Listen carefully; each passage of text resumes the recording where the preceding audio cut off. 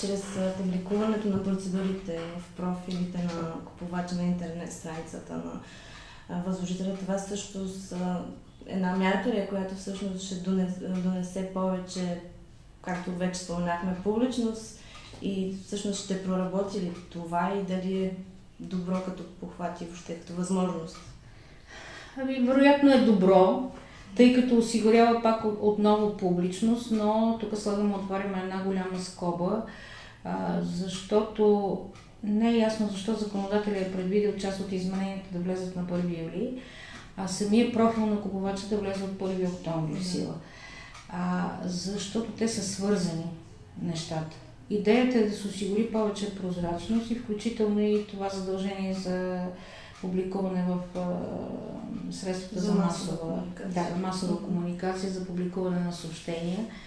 Но това с профила на купувача има една друга страна.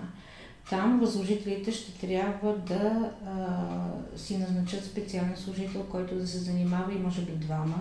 Единият да изработи софтуера, защото трябва да имаме страница профил на купувача в сайта на съответния възложител, в който всеки да може да влиза и той да е свързан с Агенцията за обществени поръчки. И в този профил на купувача ще излиза обявяването и провеждането и изпълнението, което предполага всяка фактура, всяко споразумение, всяко нещо свързано с тази обществена поръчка да стои в този сайт, което предполага специален служител. Разбира се, и профил на купувача поставя също много въпроси, които надяваме се да можем да изясним на самия семинар, така както ги виждаме ние и така както считаме, че трябва да работи, тълкувайки закона.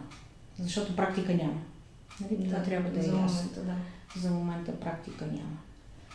Други момент е, че с публикуването на всички процедури по възлагане на обществени поръчки в профила на купувача, контролните органи е улеснена тяхната работа, защото ще могат да правят проверката чрез интернет страницата на съответния възложител, без да посещават възложителя. Седейки на бюрото си. Така че възложителите трябва да бъдат подготвени за тази проверка.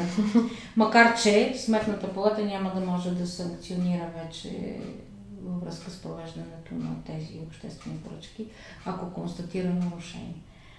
Но така или иначе всички контролни органи, финансовата агенция, Сметната палата, Агенцията за обществени поръчки и самите изпълнители ще могат да следят кой какво прави